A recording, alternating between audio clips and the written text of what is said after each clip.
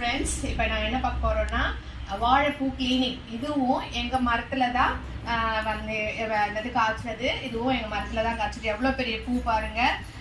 இது வந்துட்டு ஏன்னா நான் வந்துட்டு இந்த குப்பையெல்லாம் இருக்கு இல்லைங்களா, வேஸ்டேஜ், தக்காளி அதெல்லாம் அரியறோம்ல, வெங்காயத்தோல், பூண்டு தோல் அதெல்லாம் எடுத்துகிட்டு போய் இங்கே தான் போடுவேன்.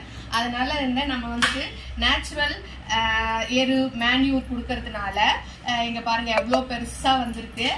இப்போ வந்து நான் என்ன இதை வந்து க்ளீன் பண்ண போகிறேன். இது ரொம்ப ஈஸியாக தான் இருக்கும். க்ளீன் பண்ண போகிறேன். இதை இப்படி எடுத்துடணும். எடுத்துட்டு ஃபுல்லாக நீங்கள் கட் பண்ணிக்கினீங்கன்னா உங்களுக்கு ரொம்ப ஈஸியாக இருக்கும். இப்படி கட் பண்ணிடணும். இப்படி கட் பண்ணிவிட்டு இப்படி ஒன்று பண்ணிவிட்டு இப்படி எடுத்திங்கனாவே உங்களுக்கு அந்த இது வந்து தொப்புள் சொல்லுவாங்க, இது வந்து நரம்பு சொல்லுவாங்க.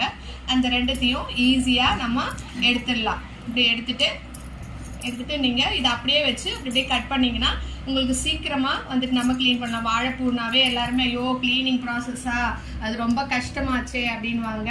அந்த கஷ்டம்லாம் இல்லவே இல்லை. அழகாக இப்படி க்ளீன் பண்ணி எடுத்துட வேண்டியது தான்.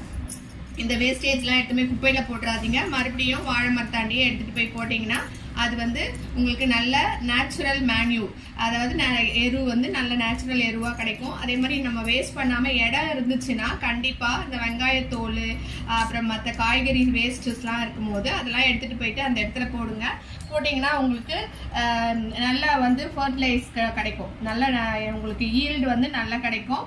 அதே மாதிரி தான் இந்த முறை எங்களுக்கு நல்ல பழமும் பெருசாக தார் வந்திருக்கு. அதே மாதிரி பூவும் பாருங்கள், இது வந்து இன்னொரு மரத்தோடது. பூவும் நல்லா பெருசாக வந்திருக்குங்க ஃப்ரெண்ட்ஸ். இது கம்ப்ளீட்டாக க்ளீன் பண்ணிவிட்டு உங்களுக்கு கட் பண்ணி காமிக்கிறேன் ஃப்ரெண்ட்ஸ். தேங்க்யூ.